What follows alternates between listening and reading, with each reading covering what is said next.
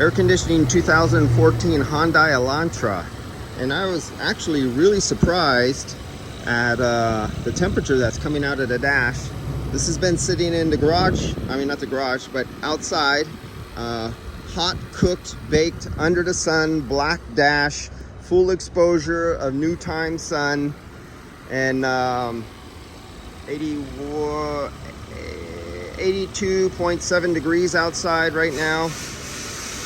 And out the dash, let's see if we can zoom in here. Come on, Apple, focus.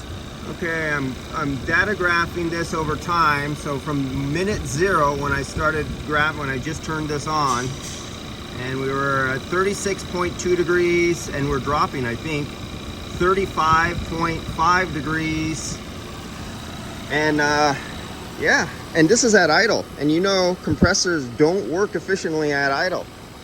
This is a surpriser.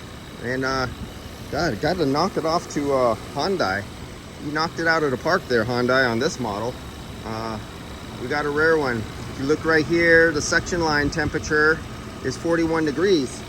And that's pretty damn good. And I don't even have my clamp insulated. So I have you can see where my clamp is right by the exhaust manifold. It is picking up a lot of radiant heat, all the convection heat, and that throws your temperature off and actually rises the temperature and gives you false readings a little bit higher. And I'm picking up 41 degrees at my suction line temperature, 42, so I know it's below that.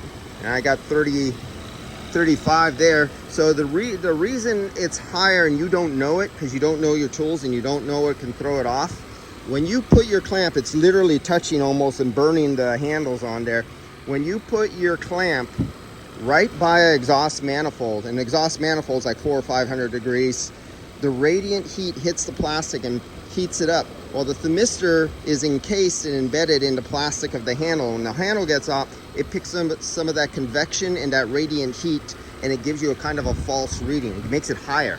So it's actually lower than this 42 degrees that we're picking up here. And the only way you could help that, because you can't get over here, because this is an internal heat exchanger. And if you get over here, you're picking up the reading of the hot air on the suction, not a hot air, but hot refrigerant, because the liquid line is going through and the internal heat exchanger is picking up and absorbing some of the heat into the suction line, so that it'll come out warmer over on this side because it has an internal heat exchanger. And I was able to get my hand back there. Not easy, I burnt myself a little bit on the exhaust manifold. So if you took your reading over here, you definitely would not be getting a true reading of what's coming out of your evaporator. So that's it on this. I just wanted to show this one because that was a very surprising temperature gain there, or temperature fall. 35.5 degrees coming out of the dash, sitting in the sun on one of these cheap little cars. I'll catch you guys later. Field Piece 480V, and that's the Field Piece software. And every customer should be getting a readout like this over time, live data log. And there's your temperature. Our temperature rose up a little bit. There you go. All these are coming from the sensors that are live in our car. And if you're a customer and the shop is not giving you a printout to actually show you what your car is doing, you better rethink who to go to. See you guys later.